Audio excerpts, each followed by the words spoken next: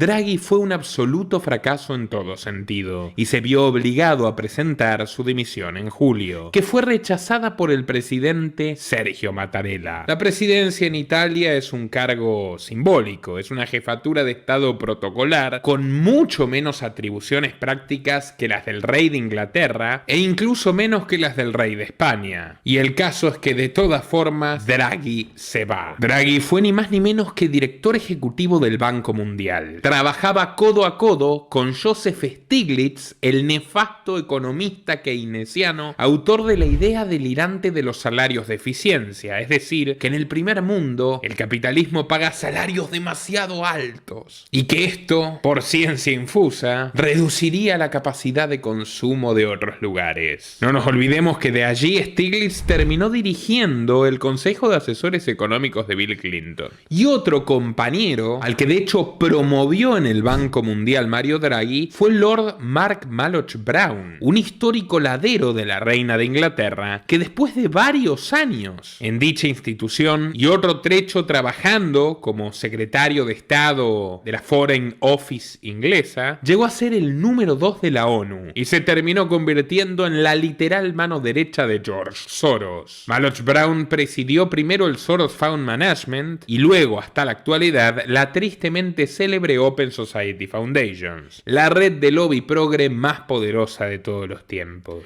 Además, Malloch Brown es el propietario y CEO de Smartmatic, la polémica compañía dedicada al conteo de votos. Podría decirse que tanto Stiglitz, que ahora viaja mucho a Italia porque es asesor del Papa Francisco, como Malloch Brown son los mejores amigos de Draghi. De hecho, se ha visto a los tres vacacionando juntos en Sicilia, la cuna de la mafia. Poético. El caso es que con semejantes amistades, Draghi se garantizó un porvenir dorado. Fue vicepresidente de Goldman Sachs, la banca de inversiones más importante del planeta y en gran medida responsable de la crisis internacional de 2008. Pero no por eso se jubiló. Al contrario, siguió su derrotero como gobernador del Banco Central de Italia. Y por obra y gracia del cabildeo de los poderosísimos jesuitas de la familia Agnelli, clientes de su consultora, los Agnelli, herederos de reyes y de papas, dueños de la Fiat, del equipo de fútbol Juventus y socios de los Rothschilds en la revista The Economist, pudo dar un paso más allá. Con su apoyo y el de los europarlamentarios que responden a Soros, en 2011 Draghi saltó a la presidencia del Banco Central Europeo, con aquel célebre discurso en el que dijo: haremos todo lo necesario para defender al euro, sea lo que sea,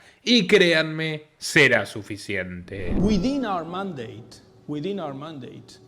the ECB is ready to do whatever it takes to preserve the euro. And believe me, it will be enough.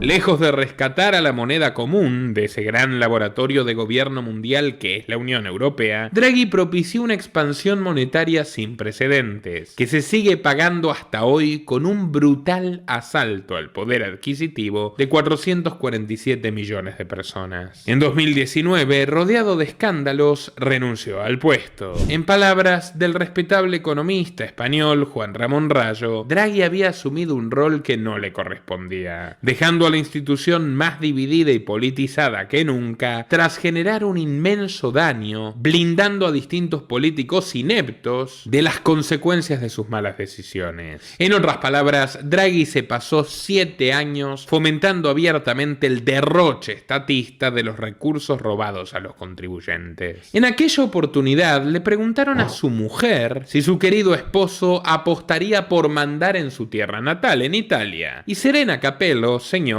no es cualquier esposa. Es una aristócrata descendiente por vía materna de la nobleza negra veneciana y por vía paterna de la florentina, concretamente del temido duque Francesco de Medici, segunda generación después de Lorenzo de Medici, a quien el mismísimo Maquiavelo dedicó su obra más famosa, El Príncipe. Capello, que lleva casada 56 años con Draghi, sentenció: mi marido no es político, no formará gobierno, él está por encima nada de eso. A lo que Draghi, visiblemente nervioso, se apuró a interrumpir con un «venga, mujer, cállate ya». Sucede que para él, su carrera en el mundo del crimen organizado, en otras palabras, de la política, no estaría concluida hasta lograr coronarse como la cabeza visible de la República. Draghi es de esos personajes como Bill Clinton, a quien pronto dedicaremos un documental, que le gusta estar en los dos lados del mostrador, en el del poder real y en el del poder proyectado. Y lo logró, aunque la alegría le duró muy poco. Sus medidas agravaron la crisis energética y superinflacionaria que azota a los italianos, y fue abandonado por tres de los principales partidos de la coalición gobernante: el populista Movimiento 5 Estrellas, que lo fundó el humorista Beppe Grillo, un Zelensky genovés; la Oscura Liga Norte, de los supremacistas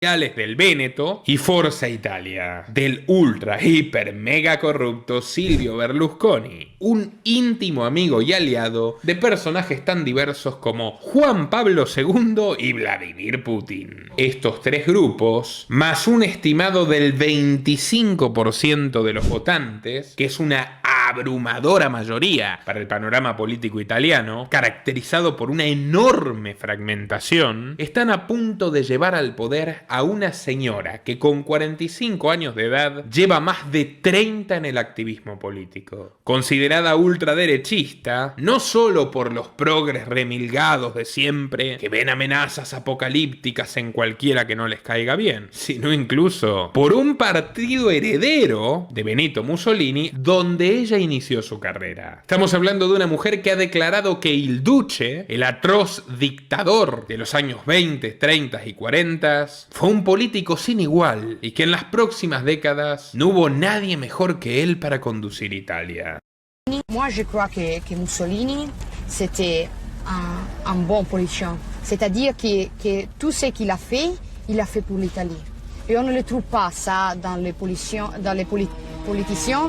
qu'on a eu dans les derniers 50 ans. Así que esta vez sí que cabe preguntarse si estamos presenciando el regreso del fascismo. ¿Quién es realmente Giorgia Meloni? ¿Y qué se trae entre manos? ¿Es esta una mala noticia para los socialdemócratas? ¿Es una buena noticia para sus afines como Trump, Vox, Le Pen o Bolsonaro? ¿O aquí hay gato encerrado? Dale like a este video para que YouTube lo recomiende a más gente y quédate hasta el último minuto, porque te garantizo que las respuestas te sorprenderán.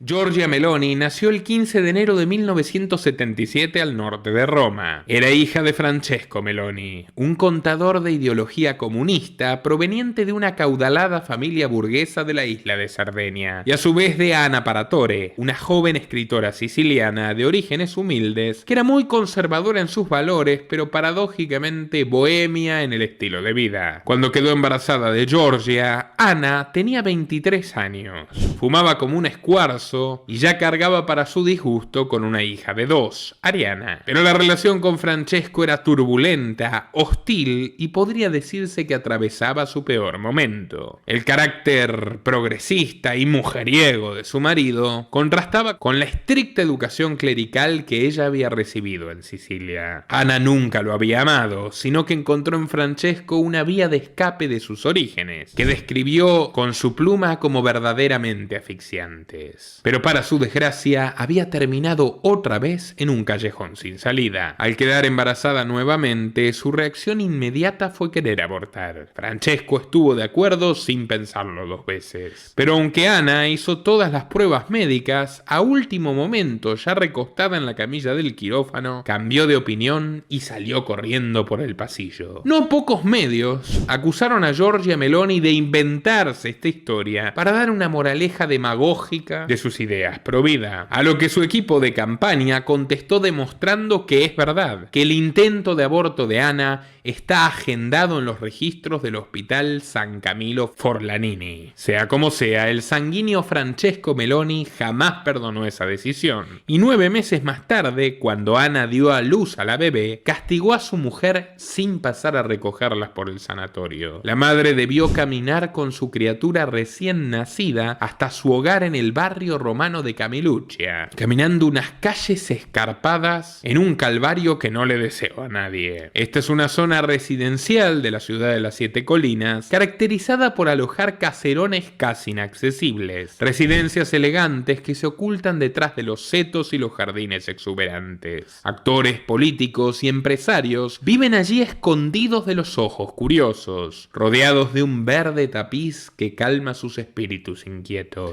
Pero lo cierto es que en 1977 la capital italiana estaba sepultada en un mare magnum de violencia política, atravesando los sangrientos episodios de lo que se conoció como los anni di piombo, los años de plomo, un periodo que duró desde finales de los 60 hasta finales de los 80, marcado por una ola de terrorismo multicolor con toda su fuerza destructiva, con episodios increíblemente agresivos perpetrados por la camorra, por la extrema izquierda, por la extrema derecha y hasta por híbridos surrealistas como la logia fascista Propaganda Due, que alternaba elementos esotéricos, masonería y jesuitismo en su particular estructura. Enfrentamientos callejeros, universidades ocupadas, explosiones repentinas y hasta asesinatos a plena luz del día arruinaban las calles pintorescas de la ciudad eterna. Por citar algunos ejemplos, el 12 de marzo de ese año, los autonomistas, una facción revoltosa del marxismo radical, atacaron pistola en mano la redacción del periódico Il Popolo de Italia. En septiembre, en Balduina, los fascistas contraatacaron, aniquilando por sorpresa a militantes desarmados de Lota Continua, otra agrupación de extrema izquierda. En aquel entorno salvaje, las duras peleas del matrimonio parecían un cuento de hadas contrastado con el contexto social, y su bonita casa de estilo toscano en Camiluccia parecía un sitio ideal para criar a las 2 niñas de la familia Meloni, aunque esa aparente seguridad duraría poco y nada. Resulta que sus padres eran verdaderamente negligentes en la crianza. En unas vacaciones por la costa amalfitana, Francesco dejó a sus 2 hijas flotando en una barca a cargo de una niñera que no sabía nadar. La pequeña Giorgia, de solo 2 años, tuvo tan mala suerte que se cayó a las aguas del mar Tirreno. La canguro gritó desesperada, pero en ningún momento hizo el menor gesto de saltar para salvarla, a sabiendas de que probablemente terminarían muertas las 2. Fue una suerte para Giorgia que otros turistas se apuraran a recogerla. Desde entonces, cuenta en su biografía oficial la líder de los Fratelli d'Italia que no ha parado de ir a cursos de natación e inmersión. Cito: "Estoy llena de miedos e inseguridades. Por eso me impongo a vencerlos". Lo cierto es que aquella experiencia traumática era el principio de una rapsodia de eventos desafortunados. Unos meses después, su padre Francesco partió hacia las Islas Canarias en un barco bautizado Crazy Horse, caballo loco en inglés. No dijo que iba a comprar cigarrillos, como el papá de Nelson Mance en Los Simpson, pero 3/4 partes de lo mismo, porque nunca regresó. Meloni renunció a su profesión de ejecutivo contable y abandonó a su familia para siempre. Giorgia, Ariana y su madre Ana quedaron solas y desamparadas en un mundo que se había vuelto repentinamente amargo. La madre se vio obligada a realizar muchos trabajos para llegar a fin de mes, y sus descuidos se fueron agravando de manera progresiva. Un poderoso fuego es solo la continuación de una pequeña chispa, escribió el legendario Dante Alighieri. Y en el caso de Meloni, esta divina metáfora se haría realidad. Un día de 1981, la casa en la que vivían se incendió a causa de una vela que Giorgia y Ariana habían dejado encendida en su pequeño cuarto. Sí, con solo 3 años, Giorgia ya prendió fuego su propia casa. Toda una alegoría, ¿no? Otro dato: un reportero que visitó el lugar se sorprendió de que la chica deambulara sola entre los bomberos, y tras preguntarle dulcemente dónde estaba su mamá, obtuvo como respuesta una frase tan serena como desconcertante. No lo sé. Creí que el fuego llamaría su atención, pero no ha vuelto. Después del siniestro, Ana vendió el terreno y se compró un pequeño piso en Garbatella, donde vivían sus abuelos maternos, intentando empezar de nuevo. Giorgia se encontró así en la otra punta de la ciudad, en el sur romano, un vecindario obrero donde no estaba recomendado salir de noche y que en general podríamos decir como un ambiente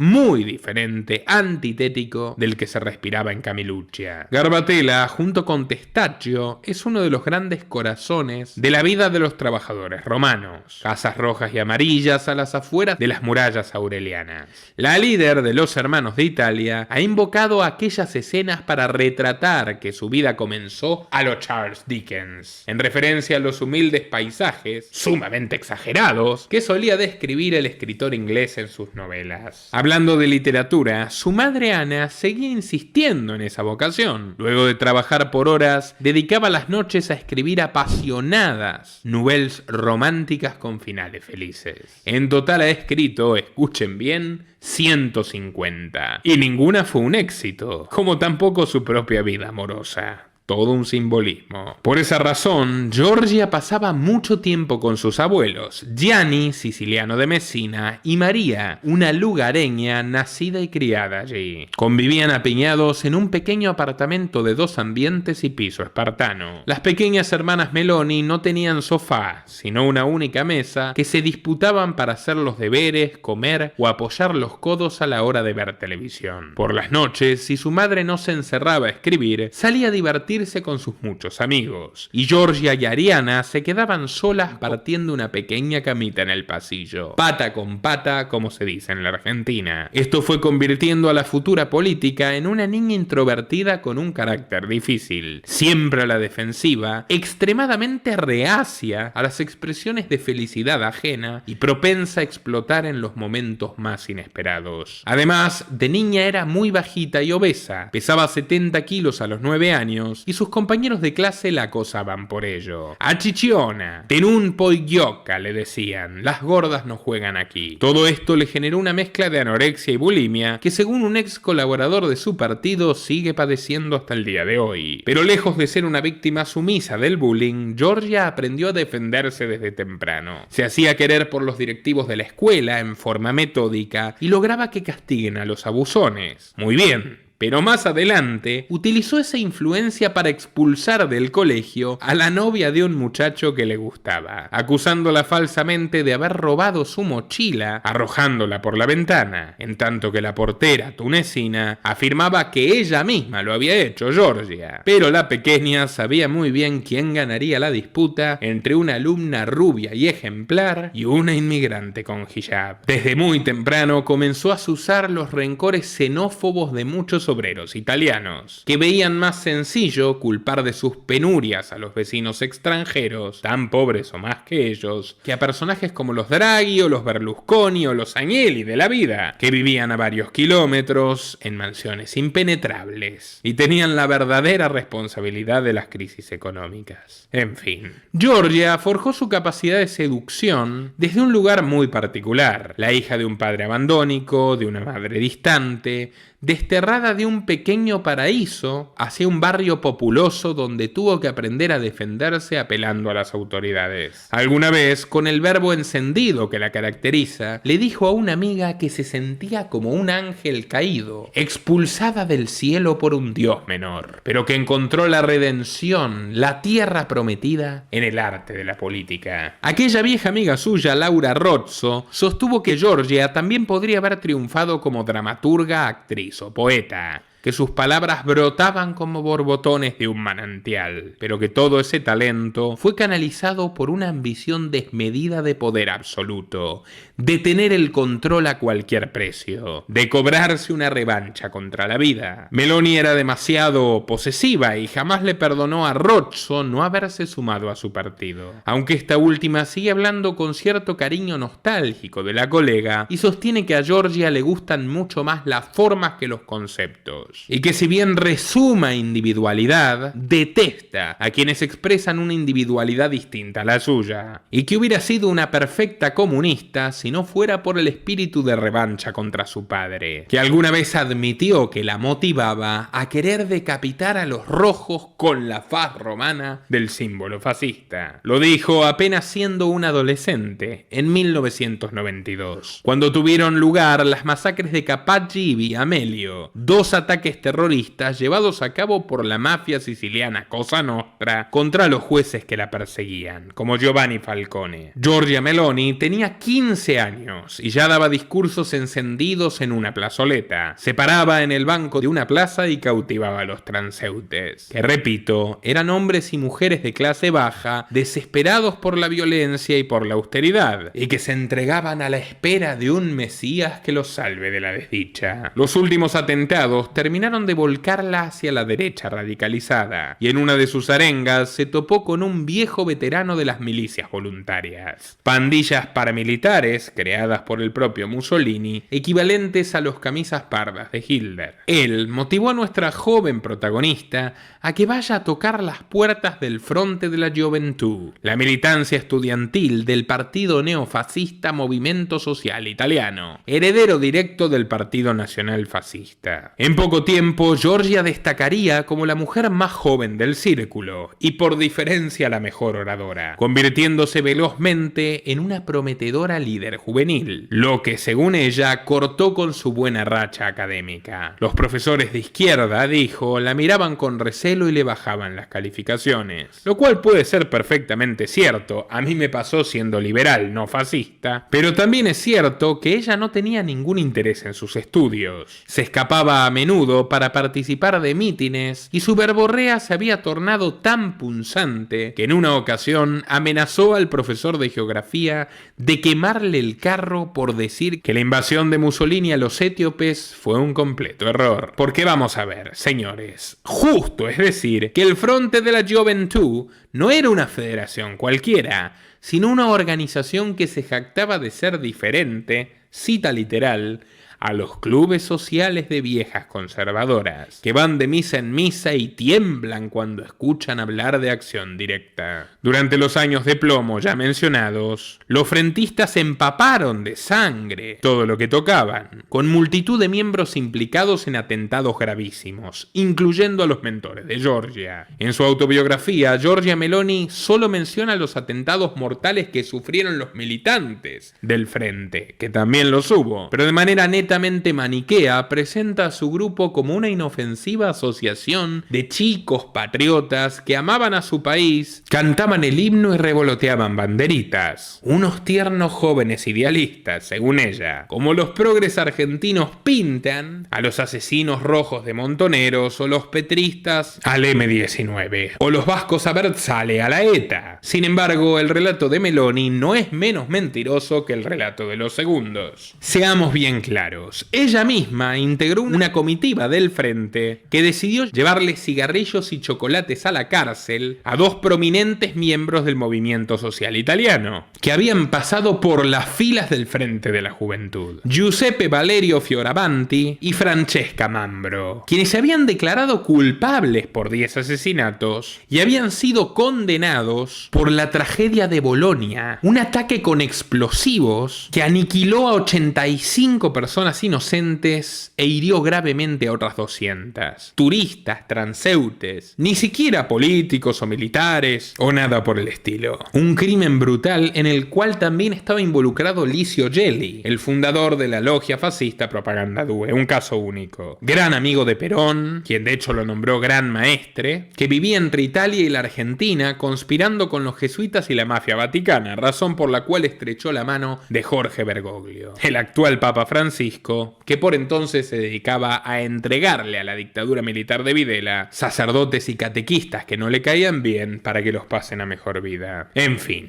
prosigamos. En los 90, el movimiento sociale italiano era un partido de rígida jerarquía, lleno de veteranos de la República de Salò, el estado títere de la Alemania nazi que sobrevino a la caída de Mussolini, después de que el pueblo en armas lo fusile y cuelgue su cadáver y el de su amante, como piñatas, para descargar la ira tras más de 20 años de dictadura. En 1996, con 19 años, y tras tomarse un año sabático, Giorgia Meloni egresó del bachillerato Amerigo Vespucci en 1996, y cuando fue a buscar su diploma, fue abuchada por la mitad de sus compañeros y aplaudida frenéticamente por la otra mitad. Cuenta un biógrafo que al bajar de la tarima miró sardónicamente al viejo profesor de geografía que detestaba y le dijo la famosa frase de Julio César que tanto le gusta a las élites: divide et impera, divide y vencerás. Ya era la líder indiscutible de los jóvenes derechistas de toda Italia. Meloni eligió no ir a la universidad para dedicarse en forma exclusiva a escalar en la política, y en su autobiografía lo vende de la siguiente forma: cuando hay una nación que salvar, dejarse llevar por los deseos personales se convierte en un capricho imperdonable. Pero en honor a la verdad, estaba severamente preocupada por perder el espacio que había conseguido, al que se aferraba con franca fascinación. Un joven abogado que salió con ella, Giovanni Reni, recuerda que se sorprendió cuando Giorgia le dijo que no le interesaba tener relaciones sexuales porque nada podía superar el orgasmo que le producía su roce con las masas. No obstante, el neofascismo italiano perdía popularidad a pasos agigantados y se vio obligado a ensayar una refundación para sobrevivir. Los italianos de a pie estaban hartos del extremismo,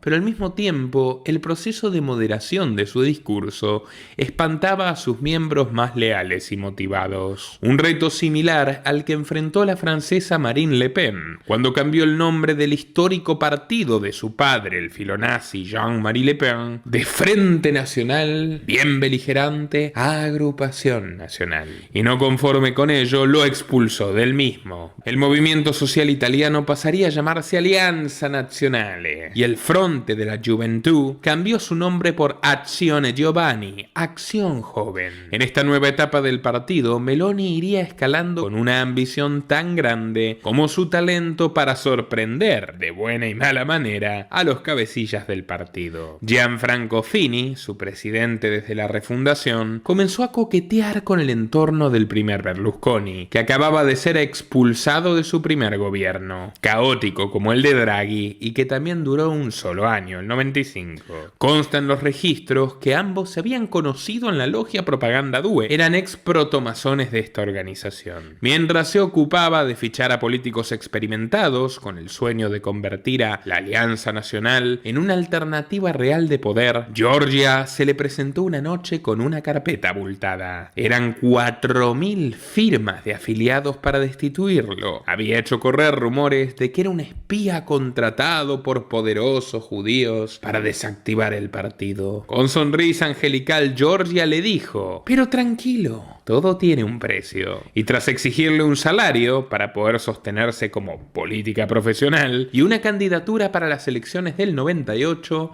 cerró el acuerdo. Antes de eso, Meloni se ganaba la vida como niñera en casa del conductor de televisión Rosario Tindaro Fiorello. Habría sido despedida por su esposa por encontrarla junto a Fiorello fumando marihuana en el jardín. Sobre esta breve etapa de su vida, la propia Meloni describe una anécdota graciosa. A la chica de 4 años la hacía jugar con Legos porque Meloni odia a las Barbies. No le dejaba ver Cenicienta por reacción a su madre novelista. Detestaba esas historias mágicas de romances perfectos y zapatillas de cristal. Cito: odio el rosa, las princesas y todo lo demás. También odio Pocahontas porque es una historia deseducativa donde la protagonista se enamora del conquistador. Yo le enseñaba a esa niña sobre la importancia de la autodeterminación unificación de los pueblos. Meloni, que ahora se presenta como una abanderada del catolicismo y las tradiciones, era férreamente atea, al igual que su ídolo Mussolini, y trabajó como guardarropa en un boliche a cambio de alcohol gratis y entradas para los conciertos de rock, siendo sus géneros favoritos el black metal de épica satanista y el rock psicodélico. A la salida se paseaba embriagada con sus amigos por Via del Corso, la calle romana donde está la icónica Fontana di Trevi. Algunos antiguos compañeros aseguran haberla visto por las noches robándose las monedas de la fuente. Ella misma asegura que detestaba con todas sus fuerzas el mundo del trabajo asalariado, y desde que logró vivir a expensas de los contribuyentes, con tan solo 19 años, jamás volvió a pisar el sector privado. Tras liderar algunas manifestaciones vibrantes contra Romano Prodi, el sucesor de Berlusconi, un sujeto de centroizquierda, fue premiada con un viaje a Francia representando el partido. Allí dio una entrevista muy sincera donde, sin ruborizarse, declaró su absoluta admiración por Benito Mussolini ante un reportero estupefacto. Mussolini fue un gran político y todo lo que hizo lo hizo por Italia, agregando que no hubo un mejor gobernante que él en los últimos 50 años. No hace falta recordar que Mussolini fue un genocida que convirtió el reino de Italia en el segundo imperio colonial italiano y gobernó con un partido único basado en el totalitarismo y en la confiscación y el encarcelamiento masivo de cualquier disidente. El objetivo de Mussolini era hacer realidad el concepto de la Gran Italia basado en la absoluta hegemonía romana en el mar Mediterráneo. ¿No les recuerda a otra idea muy de moda en estos días, como Novoa Rusia? ¿O a la idea de Estados Unidos, como la Sion dorada sobre la montaña, con el destino manifiesto de salvar al mundo? Todos los delirios megalómanos cortados por la misma tijera. En fin, vemos que la misión de edulcorar a la derecha venía a paso de tortuga. No obstante, en el año 98, Giorgia logró una banca como concejal de Roma, donde votó todo tipo de iniciativas colectivistas, fieles a su ideario, como prohibir la apertura de varios comercios por la noche, restringir el consumo de alcohol en la vía pública, ella que se paseaba borracha por las calles de Roma, aumentar los feriados, expropiar sitios que según ella eran de interés cultural y brindarle más poder a los sindicatos municipales. No nos olvidemos que el movimiento que más poder le asignó a los sindicatos en la historia del mundo fue el fascismo. Cuando un adversario le retrucó en plena sesión su apoyo explícito a Mussolini, ella no lo negó, sino que le espetó lisa y llanamente "Bafanculo", y levantando su dedo medio le realizó una mueca jocosa. Pero con el paso de los años y los malos resultados electorales, fue ella misma quien terminó de convencerse de la necesidad de cambiar el rumbo. Muy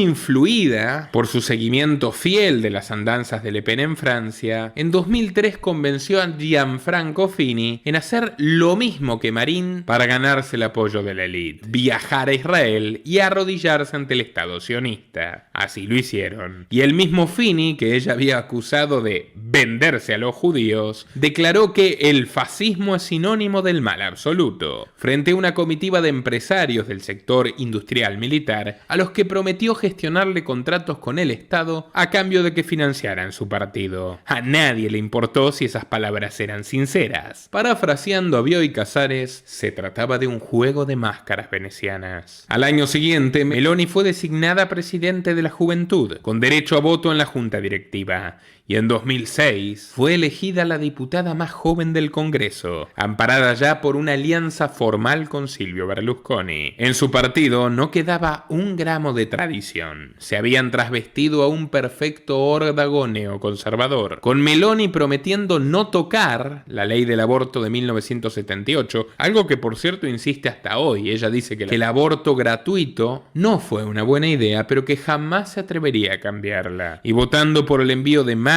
y más tropas de apoyo a la invasión genocida de Estados Unidos a Irak, ¿Qué tal? Menos mal que no le gustaba el colonialismo. Todo esto entre sonoras insinuaciones de un romance con Berlusconi, que no se cansaba de gastar el colchón de la cama de oro sólido que le regaló Vladimir Putin. Fini, que se había vuelto un auténtico rehén de su popularidad, se resignó a cederle su propio objetivo, y Georgia se convirtió en la vicepresidenta de la Cámara de Diputados, con el mejor despacho del Palacio de Montecitorio. Tenía solo 28 años. Como dicen en Italia, buon lavoro, ragazza. Y no sería el único récord por batir. En 2008, la Alianza Nazionale renunció definitivamente a su identidad a cambio de un par de maletines con euros, confluyendo en la formación liderada por Silvio Berlusconi, Il Popolo della Libertà, que buscaba ser el único referente de la derecha italiana. Gracias a esta unión, ganaron las elecciones, y Silvio Berlusconi premió a Meloni como ministra de la Juventud.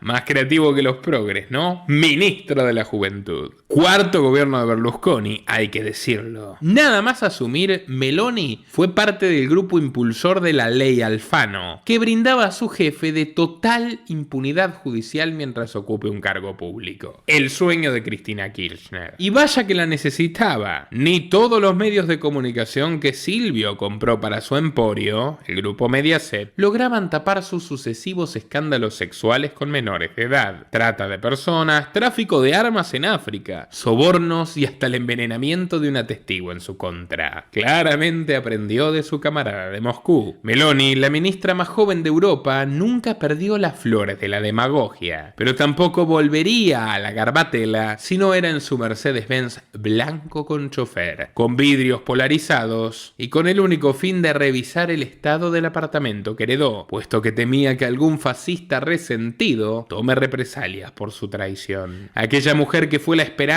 de Alianza Nazionale le había firmado su sentencia de muerte. El primer ministro, por cuarta vez, animado en su búsqueda de poder absoluto, comenzó a purgar a cualquiera que pudiera hacerle sombra, y Fini fue el primero en salir eyectado del gabinete, tras lo cual terminó fundando un nimio partido de centro moderado, desde el cual subraya hasta ahora que Meloni es la más fascista de todos los fascistas de Italia, y que en su casa no hay un altar con la Virgen de Loreto, como dice, sino una estatua de bronce de Mussolini, a quien ya no adora por convicción, sino como ejemplo a seguir en el camino de la tiranía. Y es que Meloni fue encargada de pagarle personalmente, uno a uno, a los antiguos dirigentes de AN para que la acepten como nueva madre política. Y con el dinero robado a los contribuyentes vía Berlusconi, comenzó a crear su propio entramado de poder. 4 años más tarde, también traicionaría al mismísimo Cavalieri. Nada más salir del Palacio de Gobierno, Meloni vio una buena oportunidad para liderar la oposición a su sucesor, Mario Monti,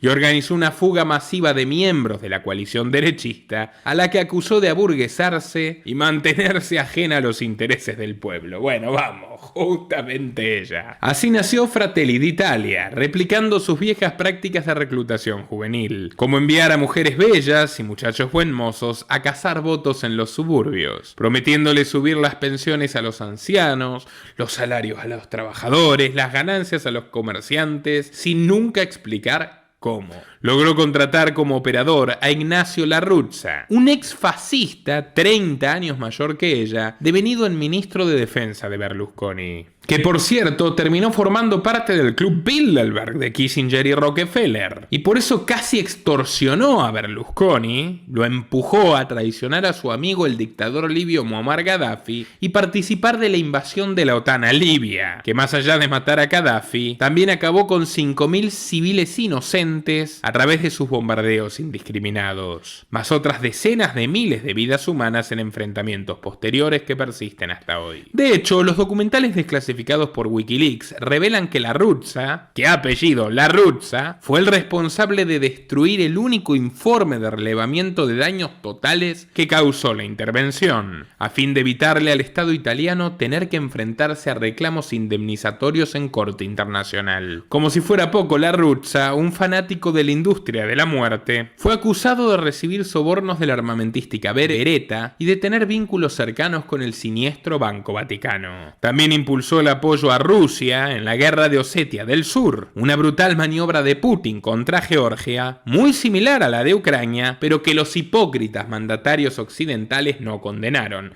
e incluso algunos como Berlusconi apoyaron sin reparos. Pese a contar con este operador de la élite, una suma exorbitante de fondos espurios y hasta la bendición del primer ministro israelí Benjamin Netanyahu y su partido, el Likud, Meloni compara la hazaña de fundar Fratelli d'Italia con el trágico incendio de su casa, cuando su familia tuvo que empezar de cero tras haberlo perdido todo. Bueno, ella, siendo niña, claro, incendió su casa. Y ahora, siendo adulta, incendió il popolo de la libertad. Pero perderlo todo, querida Giorgia, lo perdieron los palestinos. Aunque nada va a decir al respecto esta señorita, que por conveniencia ha pasado de reivindicar a los asesinos del eje nazifascista a declararse una adherente orgullosa del sionismo asesino, que al fin y al cabo es otra forma de movimiento tribal expansionista y supremacista étnico. Pero bueno, el laboro de Meloni continuaría siendo exquisito, y con el correr de los años se fue convirtiendo en la cara más agraciada del resurgimiento conservador europeo.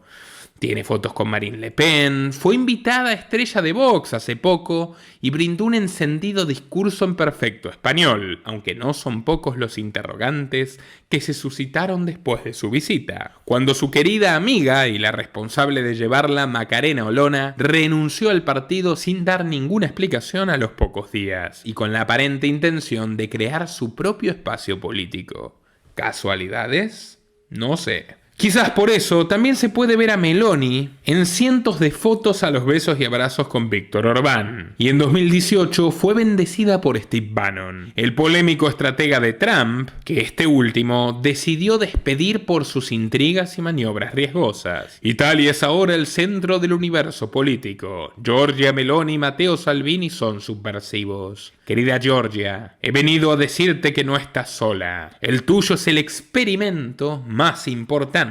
A partir de aquí puede empezar la revolución europea. Así se presentó Steve Bannon en el escenario del Festival Atreyu, llenado de caricias y aprecio por sus seguidores italianos, que no lo han privado de una jugosa transferencia de 120.000 euros por sus consejos. Por cierto, Matteo Salvini, líder de la Liga y aliado político de Meloni, fue noticia este año por unos audios que revelan sus esfuerzos por obtener financiación ilegal del Kremlin, además de contar con numerosas fotos con Vladimir Putin, que estos últimos días de campaña se apuró a borrar de su Twitter. Debemos destacar que Meloni, quien dice ser mejor feminista que las feministas de izquierda, también recibió donaciones de la Confederación Farmacéutica Italiana, desde lo cual ha sido una entusiasta del encierro masivo y de las políticas para obligar a la gente a entregarle el brazo al gobierno. Tampoco está casada, y su concubino lejos está de ser un católico tradicional, sino que es un ateo furibundo abiertamente de izquierdas. Partidario de la legalización del cannabis, del matrimonio gay, de la salida de la OTAN, todo esto me parece muy bien, Andrea Gianbruno estudió en la Escuela Científica Jesuita de Monza. Acá se empieza a torcer. Se licenció en Filosofía en la Universidad Católica y desde 2009 ha trabajado como columnista de Mediaset, el canal de TV de Berlusconi. Retengan esto. Más allá del discurso patriotero y antisistema de Meloni, esta mujer del corazón del sistema se ha comprometido por escrito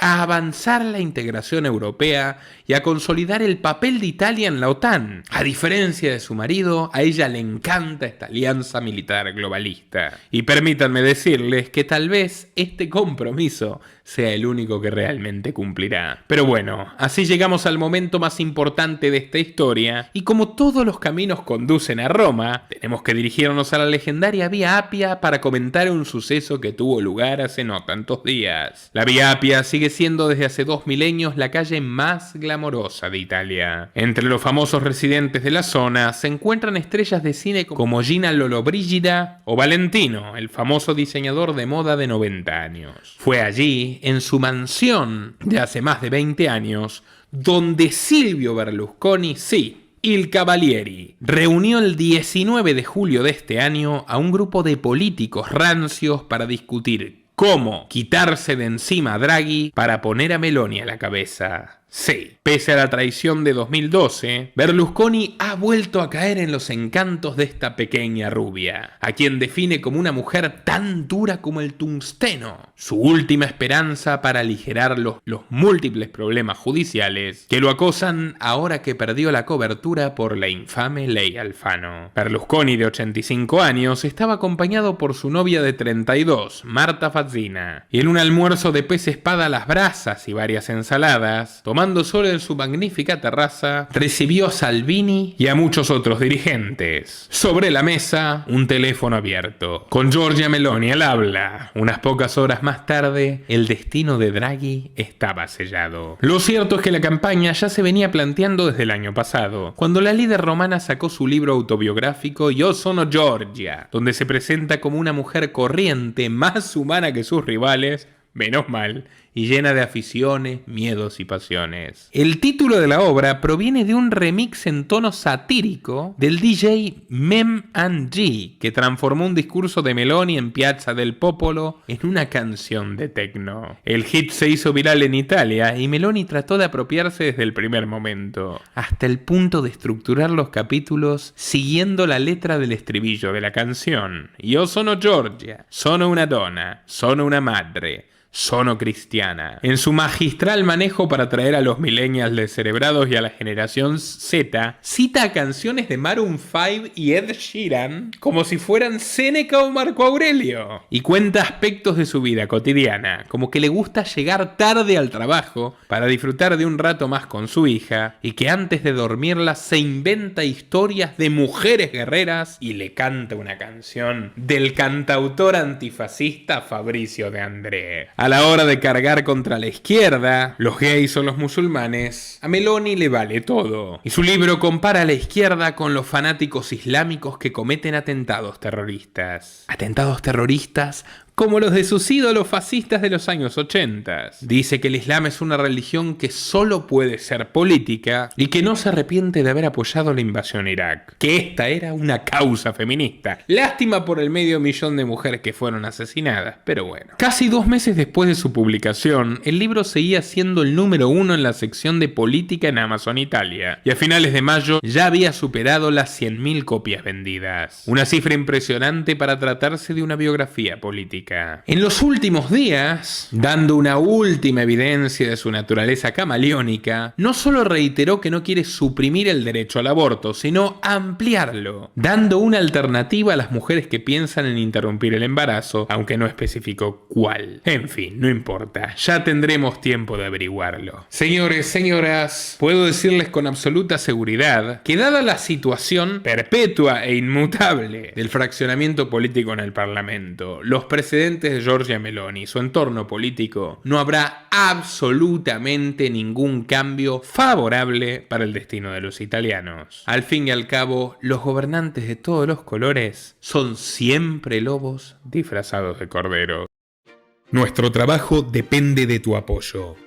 Para que siga siendo posible, realiza tu aporte desde tan solo $3 por mes a través de Patreon, en los enlaces que figuran en la descripción o en el comentario fijado.